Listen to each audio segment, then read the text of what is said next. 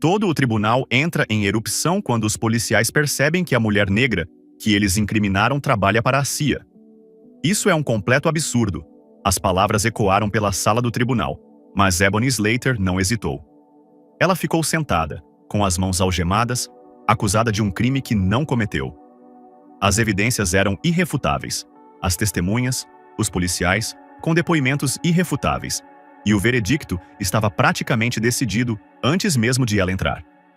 Mas havia uma coisa que ninguém naquela sala sabia. Eles não estavam apenas tentando condenar uma mulher inocente. Estavam jogando um jogo perigoso com alguém que tinha o poder de derrubar todo o sistema. Quando a verdade viesse à tona, não seria apenas um julgamento, seria um acerto de contas. Fique por perto, pois o que acontecerá a seguir o deixará sem palavras. E, antes de mergulharmos de cabeça, não se esqueça de curtir, compartilhar e se inscrever para receber mais histórias que expõem a corrupção, fazem justiça e o mantêm na ponta da cadeira. Um pequeno raio de sol entrava pela janela alta e estreita da sala de audiências 3B do Tribunal Distrital do Zewaschenu para o Distrito Leste da Virgínia, iluminando os bancos de mogno recém-polidos. Era uma tarde de sexta-feira, e o denso turbilhão de legalidades rotineiras pairava no ar como uma névoa invisível. Os funcionários passavam de braços cruzados carregados de arquivos e papéis. Os advogados de terno impecável conversavam discretamente, fazendo acenos educados e sorrisos rígidos ocasionais. A única conversa que parecia não se encaixar nesse silêncio educado era a troca acalorada entre o detetive Aaron Turner e o policial Mark Cassidy, dois policiais que usavam sua atenção como uma segunda pele. A juíza Lynn Brinca, conhecida por sua abordagem meticulosa da justiça, estava programada para presidir um caso sobre o qual se falava nos corredores há dias. Embora na pauta parecesse ser uma acusação de posse de drogas comum, algo estava diferente. A suposta suspeita era Ebony Slater, uma pequena mulher negra de 30 e poucos anos. De acordo com a declaração oficial, Ebony havia sido presa em posse de um estoque considerável de narcóticos e agora enfrentava acusações graves que poderiam levá-la a uma década ou mais atrás das grades. Mas essa era apenas a história superficial. A maioria dos que viram Ebony acharam inacreditável que ela pudesse ser uma traficante de drogas. Tudo, desde seu andar confiante até seu estilo impecável, embora ligeiramente discreto, indicavam uma realidade totalmente diferente. Do outro lado da cidade, a família de Ebony e alguns amigos próximos lutavam contra o choque e o desespero. A maioria deles havia se apressado para conseguir o melhor advogado que podiam pagar. Um advogado brilhante e implacável chamado Rowan Kimball. Rowan era novo na região, mas foi altamente recomendado por sua abordagem destemida para enfrentar a injustiça. No entanto, Ebony parecia estranhamente calma desde o momento em que foi levada sob custódia no Departamento de Polícia de Alexandria.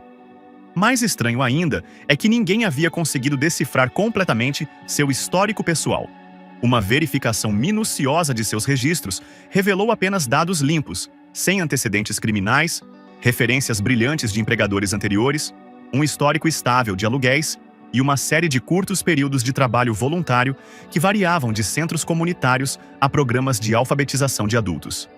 Em resumo, Ebony era o modelo perfeito de cidadã, ou alguém que havia meticulosamente curado sua personalidade pública. O detetive Turner, com uma dor de cabeça latejante, era o investigador principal. Ele e o policial Cassidy estavam em uma vigilância em uma área degradada de Alexandria quando observaram Ebony realizando uma troca suspeita com um conhecido traficante de drogas. De acordo com o relatório da polícia, eles seguiram Ebony até um modesto prédio de apartamentos e, mais tarde, encontraram vários tijolos de cocaína em uma bolsa de lona em seu porta-malas. Tudo parecia muito simples e conveniente, mas a narrativa oficial da polícia não deixava muita margem para dúvidas no papel, exceto pelo fato de que Ebony insistia que nunca havia possuído aquela bolsa de lona em sua vida. Isso foi plantado e Eone afirmou com firmeza em todos os questionamentos, mas os protestos de Ebony caíram em ouvidos surdos entre a delegacia local e os policiais acreditavam que tinham garantido sua mais nova apreensão. No ambiente agitado da cidade, onde a polícia tentava provar que era dura com o crime, Ebony havia se tornado o bode expiatório perfeito. A mídia já estava se movimentando com a conversa de que outro grande traficante de drogas estava prestes a enfrentar o martelo da justiça. Muitos no círculo de Ebony suspeitavam de algo mais profundo, algo sinistro, mas não tinham como comprovar suas afirmações. Os policiais insistiam que tinham feito tudo de acordo com a lei, e Ebony insistia que era inocente. Enquanto isso, a promotora designada por Ebony, Margaret Reeves, era conhecida por ser metódica e até mesmo implacável ao apresentar acusações de tráfico de drogas. Em geral, ela entrava na sala de audiências do tribunal com provas cuidadosamente compiladas e as apresentava com calma e precisão. Foi exatamente isso que ela planejou fazer no julgamento de Ion. Em nenhum momento passou por sua cabeça que a polícia pudesse ter adulterado as provas. A visão de mundo de Margaret era simples. Os criminosos deveriam ir para a cadeia e os policiais deveriam dizer a verdade. Essa era uma perspectiva que Ebony logo mudaria de forma cataclísmica. No entanto, até mesmo o incansável advogado de Ebony, Rowan Kimball, não sabia de toda a verdade. Desde o dia em que Ebony o contratou, ela falava por enigmas, assegurando-lhe que, se eles simplesmente se mantivessem firmes, tudo se resolveria. Ela se recusou a permitir que ele chamasse certas testemunhas de Jeová, ou mesmo que investigasse demais as finanças dela. "Confie em mim", disse ela, olhando Rowan diretamente nos olhos. "Apenas siga o procedimento. Faça com que eles apresentem seu caso e eu serei inocentada quando tudo terminar." Havia um brilho em seu olhar que Rowan não conseguiu interpretar. Ele disse que isso se devia à crença inabalável de Ebony em sua própria inocência. Pouco se sabia que Ebony havia passado a maior parte da última década servindo em um papel clandestino para a Agência Central de Inteligência. Ela havia operado sob disfarce em missões na África Ocidental, na Europa Oriental e, ocasionalmente, em investigações domésticas ligadas a ameaças internacionais. Seu verdadeiro posto era em um prédio sem identificação perto de Langley. Lá, Ebony desenvolveu uma reputação de analista de inteligência brilhante, capaz de se misturar a praticamente qualquer ambiente. Ela mantinha sua identidade pessoal tão bem guardada que nem mesmo os funcionários de baixo escalão da CIA a conheciam pelo nome. Eles se referiam a ela por um nome de código alfanumérico, D6-alfa, para compartimentar a segurança. Agora, esse sigilo cuidadosamente construído estava prestes a ser testado como nunca antes.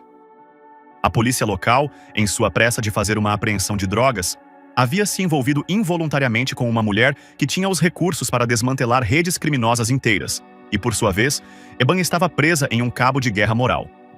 A revelação de sua verdadeira ocupação poderia revelar não apenas seu disfarce, mas também operações confidenciais da CIA, mas a possibilidade de ruína pessoal, de perder sua liberdade e seu sustento, era igualmente terrível. Ela esperava que as peças do quebra-cabeça pudessem se alinhar antes que ela tivesse que fazer qualquer revelação final irrevogável. Sem o conhecimento de Ebony, seus superiores da CIA já estavam cientes de sua situação. Eles estavam observando a situação de longe, divididos entre intervir para proteger seu ativo e manter uma negação plausível. Uma súbita demonstração de interesse da CIA no que parecia ser um caso criminal local levantaria muitas questões. Por isso, os superiores de Ebony decidiram esperar para ver se o treinamento especializado de Ebony daria certo. Essa foi uma aposta que teria consequências monumentais, especialmente para os oficiais que achavam que poderiam manipular a narrativa e mandar uma mulher inocente para a prisão. E assim, naquela tarde de sexta-feira, nos corredores silenciosos do distrito leste da Virgínia, o palco estava montado para um confronto que abalaria profundamente cada pessoa naquele tribunal. Ela estava prestes a entrar para a história do direito e, mais importante, a dar uma lição contundente àqueles que tentaram destruí-la. Tendo crescido em Norfolk, Virgínia, Ebony foi uma criança excepcionalmente brilhante, sempre curiosa sobre o funcionamento interno do mundo ao seu redor. Sua mãe, Brenda Slater, trabalhava longas horas como enfermeira, e seu pai, que faleceu quando Ebony tinha apenas 10 anos, era jornalista. Ela herdou o senso de justiça aguçado de seu pai e a compaixão de sua mãe. Os Slaters não eram ricos, mas eram ricos em laços familiares. O irmão mais velho de Ebony, Desmond, entrou para o exército assim que saiu do ensino médio. De vez em quando, ele enviava cartões postais de todo o mundo para Ebony, alimentando seu fascínio por culturas estrangeiras, idiomas e assuntos clandestinos. Quando Ebony se formou no ensino médio, era fluente em francês e espanhol e tinha um conhecimento prático de árabe. Ganhou uma bolsa de estudos para a Universidade de Georgetown, com especialização em relações internacionais. Lá, chamou a atenção de um professor visitante que tinha laços profundos com a comunidade de inteligência. Esse professor a recomendou para um estágio de verão em uma agência governamental cujo nome Ebony foi instruída a manter em sigilo. Esse convite tornou-se o primeiro passo silencioso em um caminho labiríntico muito mais longo. Seu recrutamento oficial para a CIA foi sutil no início. Uma conversa informal em uma biblioteca, um cartão discreto passado por baixo da porta de seu dormitório. Se você quiser servir ao seu país, as palavras no cartão diziam: "Gostaríamos de conhecê-la." Após uma série de entrevistas sigilosas, verificações de antecedentes e avaliações psicológicas, Ebony se viu sendo cortejada para um cargo analítico de nível básico. Em seu primeiro ano de faculdade, ela já fazia parte de um canal exclusivo de entrada na agência. Após a formatura, Ebony passou por um treinamento avançado na Farm in Camp Perry, uma instalação de treinamento da CIA na Virgínia. Lá, ela aprendeu a arte do planejamento operacional furtivo, da inteligência de sinais e uma série de outras habilidades especializadas. Seu talento multilingüe fez dela um trunfo que a equipe sênior reconheceu rapidamente. Ela se destacou em operações de contra-inteligência, demonstrando uma capacidade extraordinária de ver padrões no caos. Suas primeiras missões, embora não fossem glamourosas para alguém de fora, consolidaram sua reputação como alguém que poderia ser tanto uma coletora de informações quanto uma agente secreta, se necessário. A dualidade de sua vida foi algo que Ebony aprendeu a navegar com precisão. Em sua existência civil, ela se apresentava como uma mulher discreta e apaixonada por serviços comunitários. Isso lhe permitia entrar e sair de diferentes bairros sem levantar suspeitas. Em seu mundo clandestino, Ebony havia construído uma rede de contatos internacionais. Ela havia se infiltrado em grupos extremistas, desarticulado possíveis conspirações terroristas e até mesmo negociado uma vez com um agente da inteligência estrangeira que estava prestes a desertar. Ela foi elogiada por sua capacidade de reunir informações confidenciais sem deixar sequer uma impressão digital de sua própria presença. No entanto, a Ebony também entendia que esse trabalho de alto risco implicava sacrifícios. Ela tinha que manter a mãe e o irmão no escuro. Relacionamentos românticos eram praticamente impossíveis porque ela nunca podia ser totalmente transparente sobre sua vida.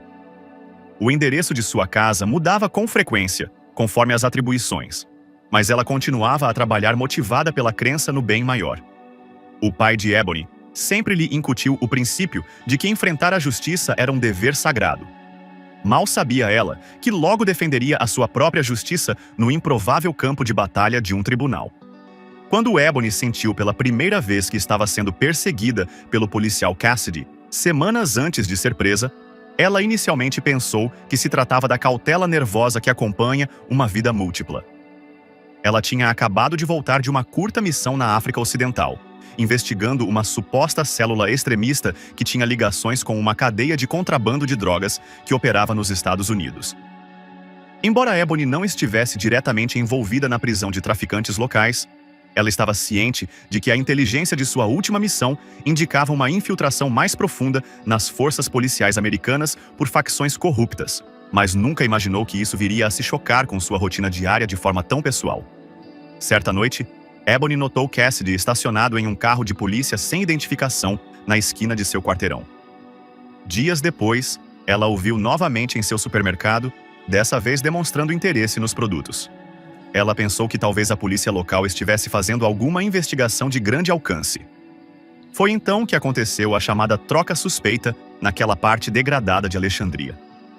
Ela estava lá para observar um informante local que poderia ter uma peça-chave de um quebra-cabeça maior para ela: a missão recorde da CIA. Era puramente uma observação, mas Ebony tinha a sensação de que a polícia local estava em alguma operação própria. Quando saiu para voltar ao seu carro, ela não tinha ideia de que, no final da noite, seria autuada por posse de cocaína. Sentada na sala de interrogatório após sua prisão, Ebony percebeu que algo estava muito errado. O detetive Turner a ameaçou com todo o peso da lei, mas Ebony viu por trás de seus olhos um lampejo de desespero. Era o olhar de um homem que havia depositado todas as suas esperanças em fazer dela um exemplo. Ela havia enfrentado terroristas e senhores da guerra, estudado táticas de guerra psicológica e reconheceu que Turner estava fabricando provas, ou pelo menos era cúmplice delas. No entanto, a Ebony tinha que parecer chocada e confusa. Ela não podia estragar seu disfarce, não ainda. Enquanto isso, as ligações telefônicas de Ebony para seu encarregado da CIA foram para a UNR, que retornou o protocolo padrão em cenários em que um agente pode ser comprometido em uma rede legal local. A agência queria negar a responsabilidade. Eles repetiam com frequência durante o treinamento que, se um agente se envolvesse em uma questão legal doméstica sem autorização prévia, estaria por conta própria até que os superiores encontrassem uma maneira de intervir discretamente. O destino de Ebony estava em um equilíbrio precário e, a cada dia que passava, ela ponderava por quanto tempo conseguiria manter o silêncio. Esse era o mundo em que Ebony se movia quando chegou ao tribunal para sua audiência preliminar. Cada movimento de sua mente era dedicado a criar uma estratégia para provar sua inocência sem queimar sua identidade da CIA. Essa tensão estava prestes a se romper, forçando-a a mostrar toda a força de quem ela realmente era e quem estava disposta a expor em nome da justiça. Os depoimentos oficiais do policial Cassidy e do detetive Turner pintaram Ebony Slater como um traficante de drogas experiente com conexões com cartéis perigosos. De acordo com o relatório, Ebony estava sendo vigiada há semanas e os policiais alegaram ter confiscado provas conclusivas em seu porta-malas. Surgiram detalhes de como Ebony estava supostamente usando linguagem codificada com traficantes de rua, canalizando drogas entre estados e mantendo contas bancárias obscuras. Nenhuma dessas alegações tinha um pingo de verdade, mas no papel, parecia ser o caso perfeito para Cassidy e Turner. A prisão de Ebony foi mais do que apenas mais uma apreensão de drogas. A delegacia deles estava sob imensa pressão para reprimir o tráfico de drogas. As autoridades locais estavam se candidatando à reeleição e o prefeito havia instituído uma política de tolerância zero. O departamento estava ávido por prisões que parecessem de alto nível. Ebony, discreta e sem nenhum registro criminal significativo, era um bode expiatório ideal, especialmente se eles pudessem plantar provas convincentes. Sem que eles soubessem, o trabalho diário de Ebony não era em um cubículo de escritório ou em uma cabine de caixa, mas em uma ala secreta da CIA. Nos bastidores, Turner tinha ficado em dívida com um chefe do crime local chamado Victor Ferrara. Uma figura bem vestida, mas implacável, que gostava de manter um perfil público discreto. Havia rumores de que Ferrara canalizava dinheiro para os bolsos de certos policiais em troca de provas convenientemente perdidas ou prisões negligenciadas que poderiam prejudicar seu comércio de drogas. Mas Ferrara havia se cansado do acordo e exigiu um grande favor para acertar as contas. O plano de Turner era fornecer um bode expiatório para a imprensa, uma mula que desviasse a atenção das operações de Ferrara. Ebony era o peão perfeito. Uma mulher negra solitária, sem conexões públicas com o poder, que foi vista próxima a alguns dos corredores de rua de Ferrara.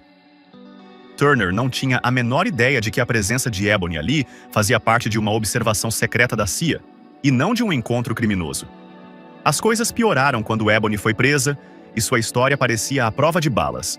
Nenhum registro anterior, um histórico estável e absolutamente nenhum vínculo com traficantes conhecidos. A única ligação com o crime era a bolsa de lona que Turner e C juraram ter encontrado em seu porta-malas.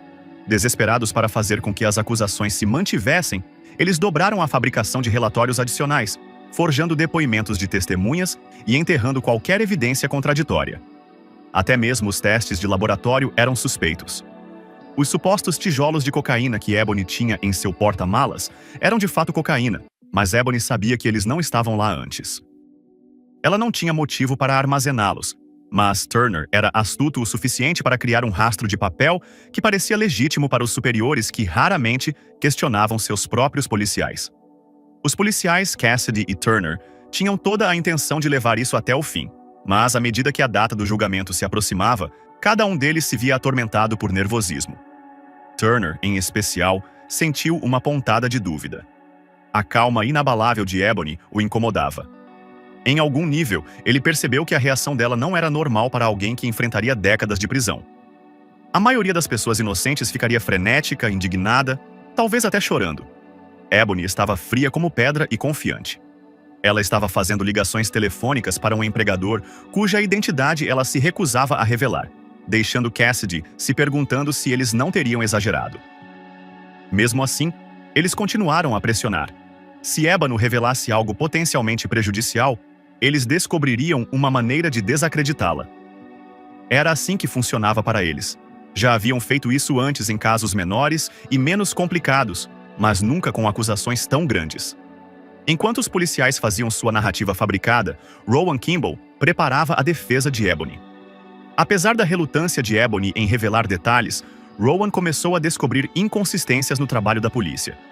Ele analisou os horários e locais em que Ebony supostamente estava realizando negócios com drogas e descobriu falhas gritantes na linha do tempo. Depoimentos de testemunhas dos vizinhos de Ebony também contradiziam as alegações do policial de ter visto Ebony carregando pesadas sacolas em horários estranhos. E ainda havia os registros bancários de Ebony, transações completamente comuns, cheques de pagamento consistentes, sem ganhos incomuns. Se ela fosse uma traficante de grande porte, o rastro de dinheiro simplesmente não existiria. No entanto, com o fervor dos policiais e as evidências acumuladas de contrabando real, Rowan percebeu que tinha uma batalha difícil. À medida que o caso avançava, Ebony captava trechos de conversas de corredor entre os oficiais juniores da delegacia. Eles sussurravam que a prisão de Ebony poderia não ser tão aberta e fechada quanto a história oficial sugeria. Alguns estavam preocupados com as falhas gritantes na cadeia de custódia das provas, mas o código do silêncio prevaleceu. Os policiais juniores não ousavam contradizer publicamente seus superiores por medo de retaliação ou de encerrar suas carreiras prematuramente.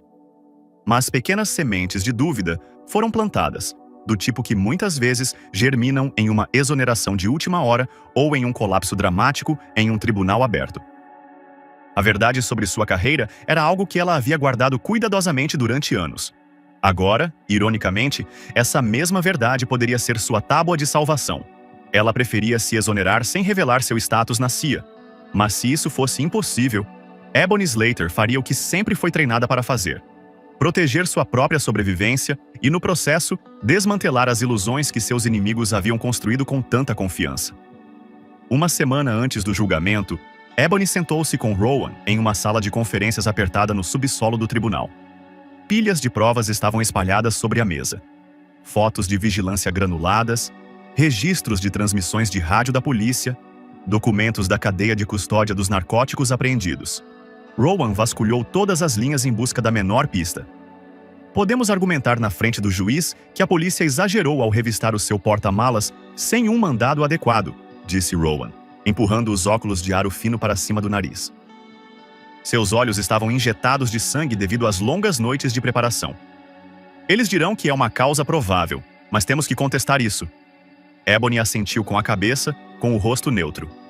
E quanto à possibilidade de que esses policiais tenham plantado as evidências? Ela perguntou. Sua voz não revelava pânico, apenas uma curiosidade calma. Essa é uma afirmação ousada, respondeu Rowan. A menos que tenhamos provas de que era fisicamente impossível que você tivesse aqueles tijolos no porta-malas, precisamos de algo concreto. Caso contrário, será a sua palavra contra a de 2 policiais que afirmam ter visto o contrabando. Ela queria confiar nele, mas revelar seu histórico na CIA poderia atrapalhar a segurança nacional ou levar a uma investigação interna da agência que poderia colocá-la em maus lençóis por meses. Então, ela ponderou suas palavras. Lembre-se de que, se eu lhe disser algo confidencial, isso estará protegido pelo privilégio cliente-advogado, certo? Absolutamente, Rowan disse, inclinando-se para a frente. Ebony fez uma pausa. Ela brincou com a ideia de contar a ele sobre seu segredo, mas uma parte dela acreditava que o sistema ainda poderia funcionar sem recorrer a isso. Há fatores externos em jogo, disse ela vagamente. Eu só preciso que você saiba que, se for preciso, eu posso apresentar provas que me inocentem. Confie em mim, você saberá quando as vir. Rowan olhou para ela com curiosidade e depois assentiu. Ele tinha que respeitar a autoconfiança de Ion, embora às vezes isso o deixasse perplexo. Ok, ele disse que eu não vou me intrometer, mas ainda assim devemos nos preparar para todos os ângulos naquele tribunal.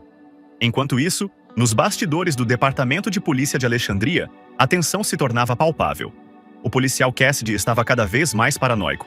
Ele tinha a sensação de que a defesa de Ebony estava ganhando força. As noites passadas em sua mesa o deixavam encurralado, atormentado pelo medo de que alguma prova pudesse levar a ele e a Turner. Ele estava preocupado principalmente com os registros telefônicos. Durante a prisão encenada, Cassidy havia usado seu telefone pessoal para coordenar a colocação da mochila com um informante que lhe devia um favor. Se a equipe de defesa de Ebony intimasse seus registros telefônicos, toda a narrativa de Cassidy cairia por terra. Por isso, ele tomou medidas para ocultar ou destruir qualquer coisa que indicasse um delito. O detetive Turner foi mais corajoso, dizendo a Cassidy para se acalmar e manter a consistência da história. Turner acreditava que, enquanto eles se mantivessem unidos, o ébano não teria chance. O testemunho da polícia geralmente tinha um peso significativo no tribunal, especialmente quando reforçado por evidências físicas. Turner também tinha um interesse pessoal. Ferrara o estava pressionando para que o caso fosse hermético. Se o Ebony saísse, a operação de Ferrara poderia ser examinada e o trem de molhos de Turner cairia. Ele dizia a si mesmo que não era o vilão. Repetia que Ebony provavelmente era culpado de alguma coisa, mas todas as noites a dúvida o atormentava. Sua ansiedade se manifestava em cada interação de mau humor com os colegas, em cada olhar inquieto para o arquivo do caso de Ebony. Margaret Reeves, a procuradora assistente dos IEOA, designada para processar Ebony, estava ocupada finalizando sua declaração de abertura. Ela era cautelosa por natureza, mas a aparente franqueza desse caso a deixava à vontade. A polícia havia entregado um relatório bem feito. Ebony foi encontrada com drogas em seu porta-malas e a narrativa de que Ebony era traficante foi apoiada por uma declaração juramentada. No entanto, Margaret se orgulhava de ser minuciosa e, por isso, fez uma última verificação do histórico de Ebony. Ela descobriu que a vida de Ebony era suspeitamente imaculada, sem sequer uma multa de trânsito. Estranhamente, o histórico de empregos de Ebony tinha grandes lacunas, mas para Margaret, isso apenas sugeria que Ebony tinha algo a esconder. Provavelmente o tráfico de drogas, ela supunha. A possibilidade de que Ebony fosse, na verdade, um agente secreto da CIA nunca passou pela cabeça de Margaret. Com a proximidade da data do julgamento, Ebony fez uma viagem silenciosa a um prédio sem identificação nos arredores de Langley. Ela teve uma conversa extraoficial com um velho amigo da agência, alguém com influência suficiente para fazer soar o alarme. Ebony explicou sua situação precária, dando a entender que a polícia local havia orquestrado uma armação. Ela nunca pediu à agência uma intervenção direta, apenas um aviso caso alguém tentasse se aprofundar em seus arquivos pessoais. Sua amiga a ouviu com simpatia, mas não fez promessas. A postura oficial do agente seria permanecer em silêncio, a menos que o testemunho de Ebony ameaçasse comprometer a segurança nacional. Em resumo, Ebony estava por conta própria. Durante todo esse tempo, Ebony manteve a compostura. Ela continuou seu trabalho voluntário em um centro comunitário local, embora discretamente, já que suas condições de fiança permitiam que ela se movimentasse pouco. As crianças da vizinhança adoravam sua paciência no programa de leitura após o horário escolar. Ela nunca deixou escapar o estresse ou a sensação de traição que sentia. Em algum lugar da mente de Ebony, ela relembrou seus exercícios de treinamento para manter a calma, reunir-se com a Intel e esperar o momento perfeito para atacar. Esse momento perfeito estava se aproximando rapidamente. A tensão entre os policiais, as suspeitas crescentes do advogado de Ebony, os observadores silenciosos da CIA e a confiança inabalável do promotor estavam todos em rota de colisão. A porta do tribunal estava prestes a se abrir para o julgamento de Ebony Slater, uma mulher que estava na encruzilhada da corrupção local e dos segredos federais. O tribunal fervilhava de expectativa na manhã em que o julgamento de Ebony começou. Os repórteres ficavam do lado de fora, ávidos por uma história sobre mais um suposto chefão das drogas. Um pequeno grupo de amigos de Ebony, familiares e espectadores curiosos, entraram na galeria, ocupando os bancos de madeira. A juíza Leone Brinca, vestida de preto, sentou-se no banco dos réus com um ar de gravidade composta. Com um toque brusco na gaveta, o julgamento foi dado por encerrado. Margaret Reeves abriu os procedimentos em nome da acusação. Sua voz era ponderada e profissional. Ela disse ao júri que eles veriam provas físicas ligando o ébano a um esconderijo de cocaína. Ela descreveu a Ebony como uma traficante astuta, que usava seu comportamento despretensioso para evitar suspeitas. Margaret expôs a linha do tempo, de acordo com o detetive Turner e o policial Cassidy, enfatizando a vigilância de rotina que levou a polícia ao Trump de Ebony. Quando Rowan Kimball Rose fez a declaração de abertura da defesa, ele o fez com uma convicção tranquila. A história da acusação se baseia em uma suposição fundamental de que o relato do policial é inquestionável. Mas as evidências podem ser plantadas? Senhoras e senhores, as testemunhas podem mentir e, quando vocês virem as falhas na linha do tempo, as inconsistências no procedimento policial, perceberão que Ebony Slater é uma mulher inocente. Suas palavras ressoaram com uma certa atenção, dando a entender que havia mais por vir. O primeiro a depor foi o policial Cassidy. Ele contou as supostas atividades suspeitas que observou, como Ebony supostamente se encontrou com criminosos conhecidos e o momento em que ele e o detetive Turner decidiram revistar o veículo dela. Cassidy falou com confiança no início, detalhando os documentos da cadeia de custódia que mostravam que a sacola de cocaína veio do porta-malas de Ebony. Mas o interrogatório de Rowan rapidamente abriu buracos na lembrança de Cassidy. O senhor afirma que estava estacionado na 15th Street. Correto? Perguntou Rowan, folheando um livro de registros, e que observou a senhorita Slater encontrar-se com um indivíduo do lado de fora de uma loja fechada, com tábuas exatamente às 18h45. Rowan folheou outra página. Então você pode explicar por que a filmagem da sua câmera de painel, que registra automaticamente a data e a hora, mostra que o seu veículo ainda estava em trânsito às 18h45? Cassidy piscou. Sua boca se abriu em uma confusão silenciosa antes de tentar se recuperar. O sistema deve ter falhado, ele murmurou, enviando uma onda de murmúrios pela sala do tribunal. Rowan continuou apontando a discrepância de horários e como a alegação da testemunha ocular de Cassidy poderia ser falha. O rosto de Cassidy se ruborizou ao perceber que seu roteiro, cuidadosamente preparado, estava se desfazendo. O detetive Turner foi o próximo a depor. Ele se comportou com mais segurança do que Cassidy, repetindo a história sobre como o porta-malas de Ebony foi revistado sob causa provável. E que encontraram a sacola cheia de cocaína à vista de todos quando Rowan perguntou por que não se preocuparam em obter um mandado se tinham tempo suficiente. Turner insistiu que era uma circunstância exigente. Você sabe que o porta-malas da senhorita Slater estava trancado? Rowan indagou, com os olhos estreitados. Como isso é uma visão clara se você teve que usar um pé de cabra para abri-lo? A mandíbula de Turner se contraiu. Ela era um risco de fuga. Precisávamos proteger o contrabando antes que ela pudesse fugir. Ela estava em seu carro no momento? Não, admitiu Turner. Mas então como exatamente ela iria fugir se não estava dentro do carro? A voz de Rowan tinha um toque de sarcasmo. Os lábios de Turner se afinaram e ele olhou para trás em desafio. Margaret Reeves tentou amenizar os golpes da defesa, redirecionando a atenção para a suposta confiabilidade dos policiais juramentados.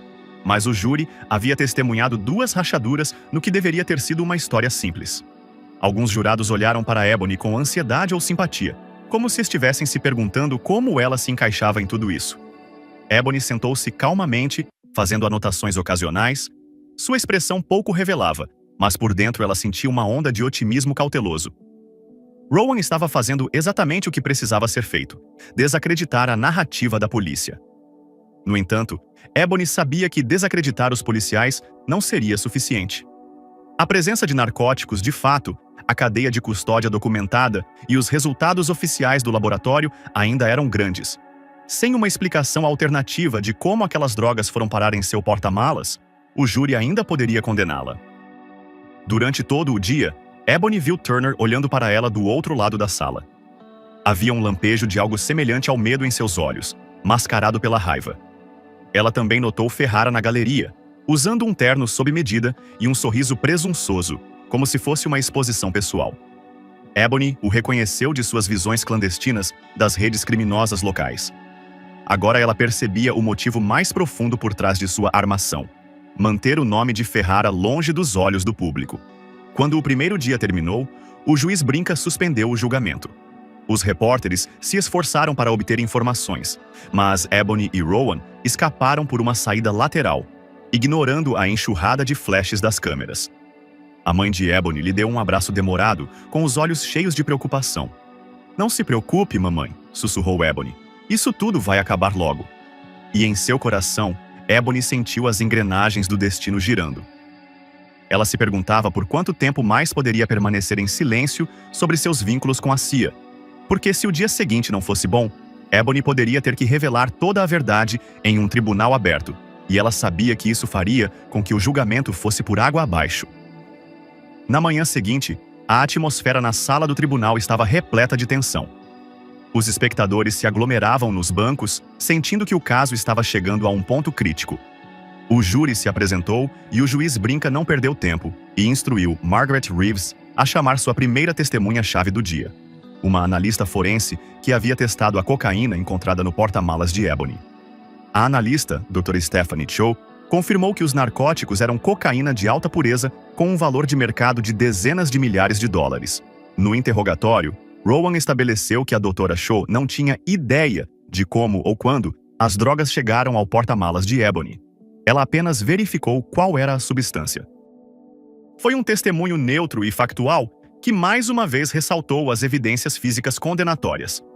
Os júris geralmente pesam muito as provas tangíveis, e Ebony praticamente podia sentir a maré virando contra ela. Rowan se preparou para chamar Ebony para depor. Eles haviam debatido se essa seria uma atitude sensata, mas Ebony insistiu. O juiz Brinca se dirigiu a ela solenemente, lembrando-a dos riscos da autoincriminação. Ebony aceitou o juramento e se sentou, olhando para o júri com olhos calmos e ponderados. Rowan começou gentilmente. Senhorita Slater, conte-nos sobre a noite em que foi presa. Ebony contou que estava na área observando um prédio por motivos que não podia revelar publicamente, e que, ao voltar para o carro, foi abordada pelo detetive Turner e pelo policial Cassidy. Não havia drogas no meu porta-malas, afirmou Ebony com firmeza. Eu nunca tinha visto aquela bolsa de lona na minha vida. Rowan acenou com a cabeça, incentivando-a a continuar. Então você afirma que os policiais a colocaram lá? Ela respirou fundo. Eu digo. Margaret Reeves aproveitou a chance de interrogar Ebony. Ela a fitou com um olhar penetrante. Você afirma que estava observando um prédio, Sr. Slater. Por quê? Você é detetive particular? Uma jornalista? Ebony hesitou. Ela sabia que essa pergunta estava chegando e que era a porta de entrada para a sua verdade cuidadosamente guardada. Seus olhos se voltaram para Rowan, que fez um aceno de cabeça quase imperceptível. O momento havia chegado. Manter o segredo e arriscar uma condenação injusta ou revelá-lo e arriscar as consequências. Eu trabalho, começou Ebony com a voz firme, como agente de inteligência da Agência Central de Inteligência. Um suspiro coletivo percorreu a sala do tribunal. A estenógrafa fez uma pausa no meio do traço e Margaret Reeves estreitou os olhos, parecendo quase ofendida com a afirmação. O juiz Brinca se inclinou para a frente. Senhorita Slater, está afirmando ser uma agente da CIA? Sim, meritíssimo, respondeu Ebony, com um tom inabalável. Trabalhei com a agência por quase uma década. Minha presença perto daquele prédio fazia parte de uma observação fora de serviço, ligada a um assunto de inteligência separado. Não posso revelar totalmente os detalhes da missão, pois são confidenciais, mas posso fornecer prova de minhas credenciais ao tribunal em um processo selado, se necessário. Por um momento, o silêncio tomou conta da sala. Os jurados pareciam atônitos, e os representantes da mídia na galeria quase caíram de seus assentos de excitação. Margaret Reeves franziu a testa, olhando para Ebony com descrença. Essa é uma história e tanto, disse ela, com a voz carregada de ceticismo. Você espera que este tribunal acredite que você é uma agente da CIA, mas está sendo julgada por tráfico de drogas? Ebony permaneceu calma. Sim, e posso confirmar isso pedindo que minhas credenciais da agência sejam entregues ao juiz. Já entrei em contato com alguém da CIA, que pode confirmar meu emprego se o tribunal concordar com uma audiência sigilosa. A juíza Brinca bateu com sua caneta na bancada. Advogados, aproximem-se, ordenou ela, fazendo sinal para que Margaret Reeves e Rowan Kimball se apresentassem. Eles tiveram uma conversa silenciosa, o que fez com que a juíza concordasse em fazer uma revisão da prova de Ebony com a câmera. O tribunal fez um breve recesso e o coração de Ebony bateu forte quando ela saiu do banco dos réus, preparando-se para o que viria a seguir. Após o intervalo, o juiz Brinca voltou com uma expressão grave. Acabo de fazer uma análise particular da documentação fornecida pela senhorita Slater, incluindo uma ligação telefônica de confirmação para um escritório da CIA em Langley, Virgínia. Parece que a senhorita Slater é de fato uma agente da CIA, embora os detalhes além disso sejam confidenciais. O júri está instruído de que o histórico da senhorita Slater não está em julgamento aqui, mas os senhores podem considerar as implicações de credibilidade do testemunho dela. Um silêncio atordoante caiu sobre a sala, quebrado apenas pelos rabiscos frenéticos dos repórteres que faziam anotações. A expressão no rosto do detetive Turner se transformou em puro horror. O policial Cassidy parecia que ia desmaiar. Margaret Reeves tentou manter a compostura, mas estava claramente desequilibrada. Sua narrativa de traficante de drogas, que era sólida, agora se chocava com a revelação de que o réu poderia ser um legítimo oficial de inteligência. Ebony voltou a depor, com a postura ainda mais ereta do que antes. Minha missão, até onde posso compartilhar, explicou ela, envolvia manter o controle sobre certos indivíduos conhecidos por terem ligações com cartéis internacionais de drogas e grupos extremistas. Minha tarefa era estritamente de observação naquela noite. Eu não tinha motivos para comprar, possuir ou distribuir narcóticos. A presença dessas drogas no meu porta-malas foi totalmente inventada por aqueles que não entenderam a minha presença ou tentaram me usar como bode expiatório. Rowan a guiou gentilmente de volta aos principais eventos da prisão. Enquanto Ebony contava as inconsistências na narrativa da polícia, o júri parecia paralisado. Não se tratava de um réu comum. A história tinha todas as características de um drama de espionagem de alto risco, só que estava se desenrolando em tempo real em um tribunal de verdade. Quando Margaret Reeves tentou salvar seu caso, perguntando a Ebony por que ela não revelou sua afiliação à CIA imediatamente após a prisão, Ebony ressaltou que a CIA exige que seus agentes mantenham o disfarce, a menos que sejam autorizados. Ela também não confiava na polícia local, dada a rapidez com que eles haviam agido para acusá-la. Era um risco revelar seu disfarce, mas diante de uma condenação criminal injusta, ela não tinha outra opção. Quando Ebony se retirou do banco dos réus, toda a dinâmica do julgamento havia mudado. O caso da acusação não se tratava mais apenas de suposta posse de drogas. Havia se tornado uma questão de saber se 2 policiais haviam mentido sob juramento para prender uma agente inocente da CIA. E quando Ebony olhou para o detetive Turner do outro lado da sala de audiências, ela reconheceu o medo por trás da raiva dele. Medo da reação em cadeia imparável que essa revelação colocaria em movimento. O último dia do julgamento chegou com o tribunal em um frenesi. A notícia havia se espalhado para além dos canais locais, atraindo a mídia nacional para cobrir o drama do agente da CIA contra os policiais locais. O juiz brinca que não era de buscar os holofotes, recusou os pedidos de entrevista e advertiu qualquer outro vazamento. Ainda assim, a curiosidade do público era insaciável. Margaret Reeves fez o possível para mudar o argumento da acusação. Ela tentou sustentar que o histórico de Ebony na CIA não necessariamente refutava as acusações de tráfico de drogas. No entanto, as sementes da dúvida estavam firmemente plantadas na mente do júri. Por que uma agente da CIA arriscaria sua carreira, sua autorização e sua vida para comandar uma mísera operação de contrabando de drogas? Rowan Kimball aproveitou o momento. Ele chamou Ebony para um breve acompanhamento, durante o qual ela apresentou documentos redigidos pela CIA, verificando determinados parâmetros da missão. Embora o juiz tenha permitido que apenas uma parte limitada fosse mostrada ao júri, ela confirmou que Ebony estava envolvida em uma função legítima de inteligência na noite de sua prisão. Em seguida, veio a maior bomba do dia. Rowan chamou uma testemunha surpresa, uma jovem agente de patrulha chamada Mia Delgado, que trabalhava na mesma delegacia que o detetive Turner e o agente Cassidy. Mia se aproximou do banco dos réus nervosa, olhando de relance para os 2 policiais seniores sentados à mesa da acusação. Quando prestou juramento, a voz de Mia tremeu. "Eu tenho informações sobre irregularidades no arquivo do caso", ela começou. Ouvi o detetive Turner conversando com alguém ao telefone sobre uma mala de viagem. Ele estava dizendo: "Certifique-se de que ela esteja recheada e colocada onde possamos encontrá-la." Na época, pensei que talvez ele estivesse se referindo ao trabalho legítimo da polícia, mas depois de ver o caso da senhorita Slater, não posso ficar calada. A sala do tribunal explodiu em suspiros. O juiz Brinca imediatamente pediu ordem quando a galeria explodiu em tumulto. Os oficiais de justiça agiram para conter as explosões. O rosto de Turner se enrubesceu e ele lançou a Mia um olhar ameaçador que poderia cortar aço. O policial Cassidy baixou a cabeça, com gotas de suor se formando em sua têmpora. Rowan avançou com perguntas cuidadosas, mas incisivas.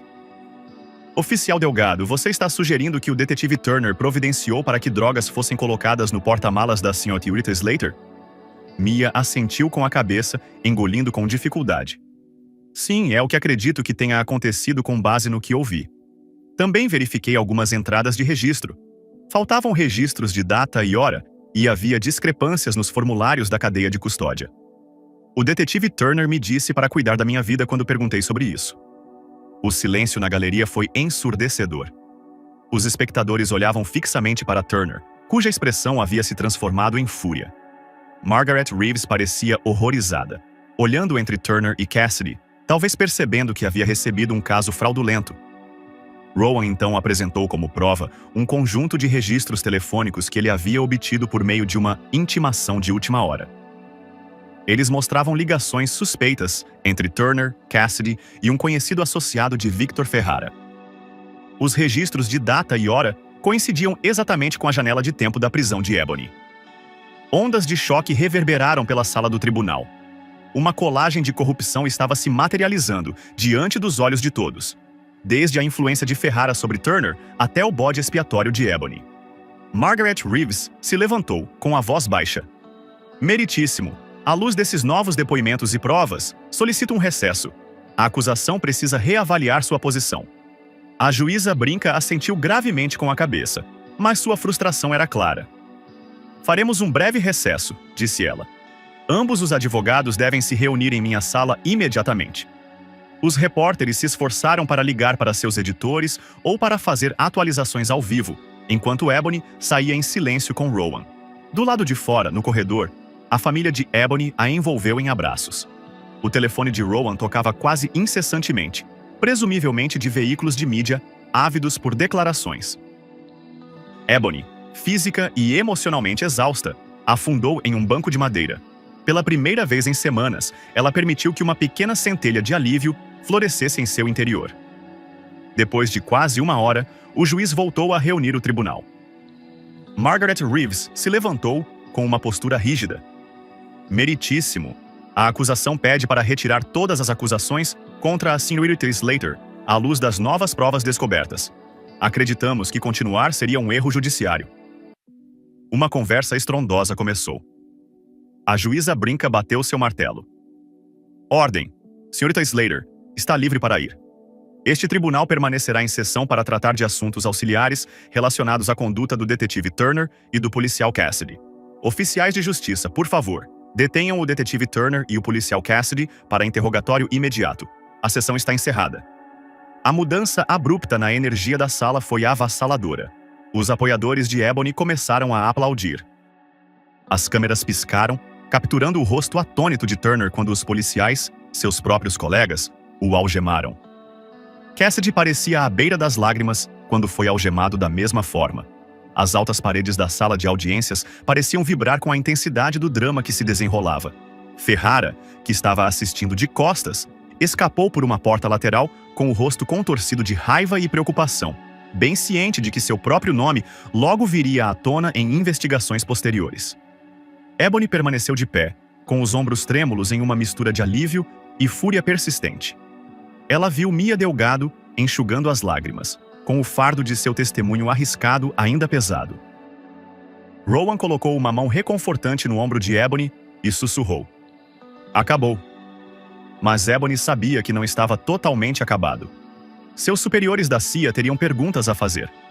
Haveria uma terceira revisão interna. Ela poderia sofrer consequências por ter revelado sua identidade, mas essas consequências pareciam menores se comparadas a passar anos na prisão por um crime que não cometeu. O mais importante é que a justiça havia prevalecido em um sistema que muitas vezes se inclinava contra pessoas como ela. Pessoas sem o poder ou privilégio percebido para revidar. Só que Ebony tinha poder. Um histórico de operações clandestinas e a determinação de nunca ser vítima de corrupção. Quando Ebony deixou a sala de audiências, uma multidão de repórteres se aproximou, gritando perguntas. Ela não fez nenhum comentário, apenas um sorriso discreto que dizia tudo o que ela precisava transmitir. Em sua mente, ela relembrou toda a aprovação, desde o momento em que as algemas foram colocadas em seus pulsos, até as revelações explosivas que viraram o julgamento de cabeça para baixo. Em silêncio, ela agradeceu ao pai por ter incutido nela a vontade de enfrentar a injustiça, à mãe pelo amor inabalável e ao treinamento da CIA por tê-la ensinado a permanecer firme sob as maiores pressões. Atrás dela, os ecos de uma armação desfeita reverberavam. O detetive Turner e o policial Cassidy seriam indiciados.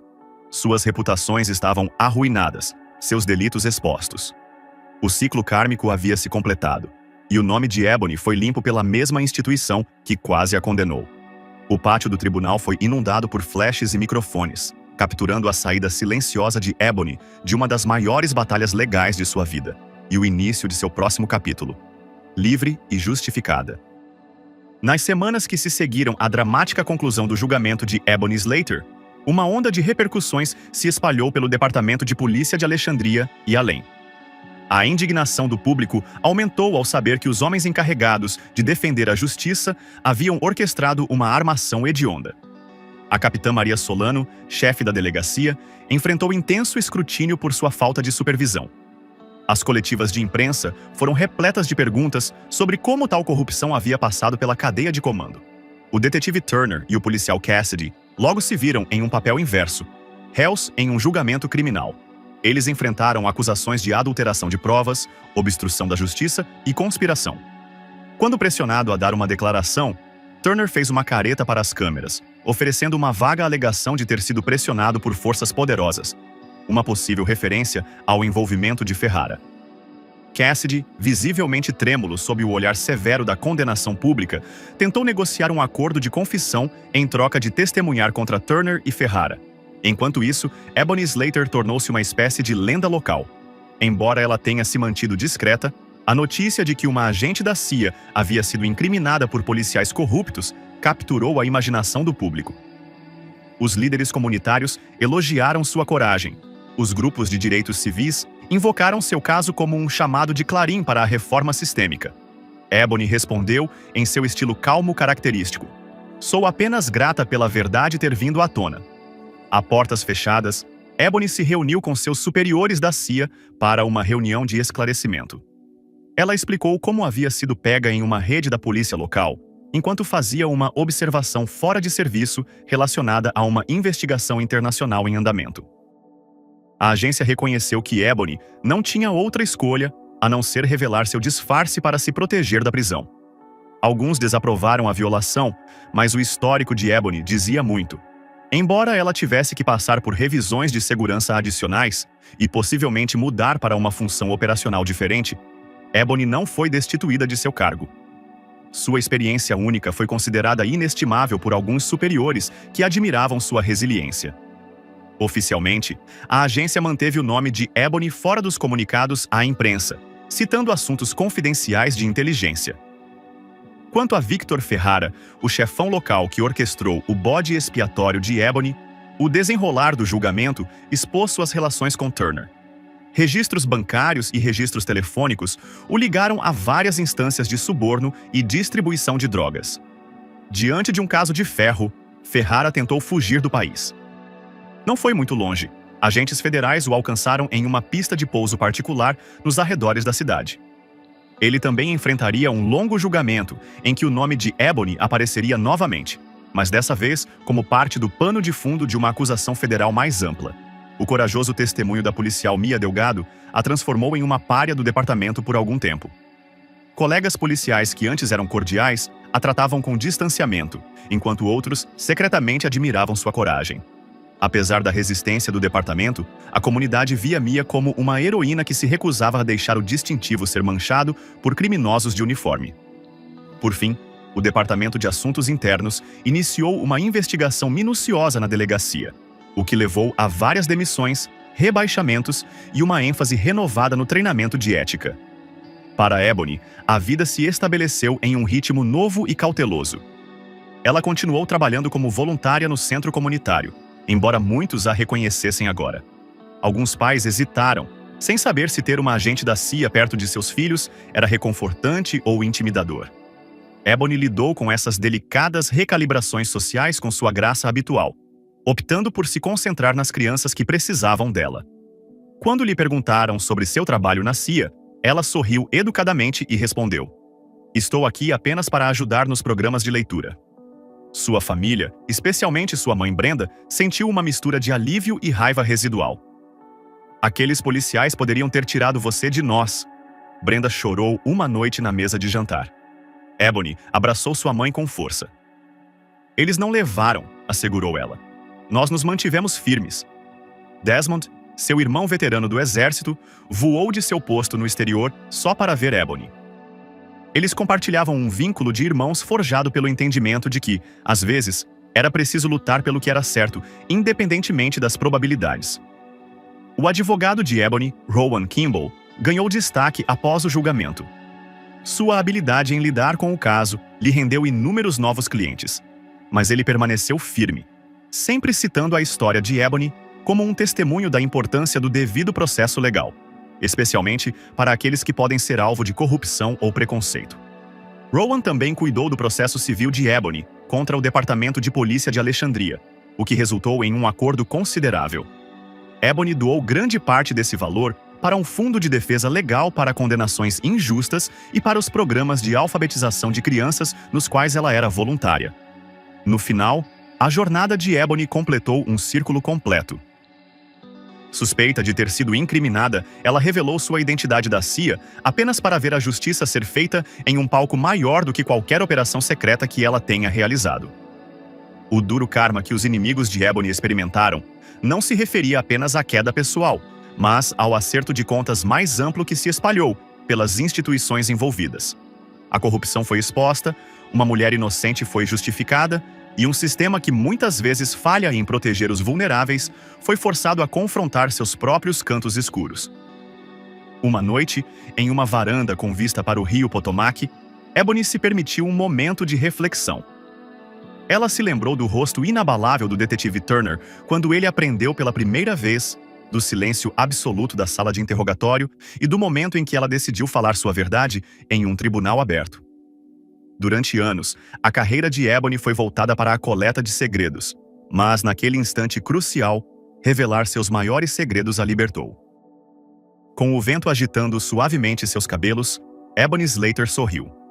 Ela não era apenas uma oficial de inteligência, não era apenas uma voluntária, não era apenas mais um rosto na multidão.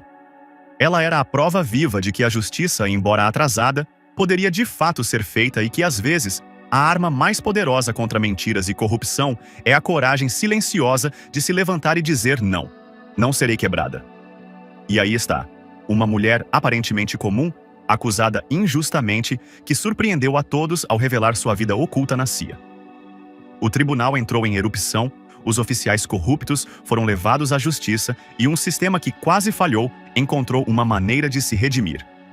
A história de Ebony Slater nos mostra que a verdade pode atravessar até mesmo o engano mais sombrio, e quando o karma bate, ele não falha. Se você se sentiu na ponta da cadeira, inspirado pela resiliência de Ebony ou indignado com a corrupção exposta, nós o convidamos a deixar sua voz ser ouvida. Não deixe de clicar no botão curtir, compartilhar este vídeo com seus amigos e se inscrever em nosso canal para obter mais histórias que desafiam, inspiram e nos lembram do poder de defender o que é certo. A justiça pode prevalecer. Às vezes, tudo o que é preciso é uma voz corajosa.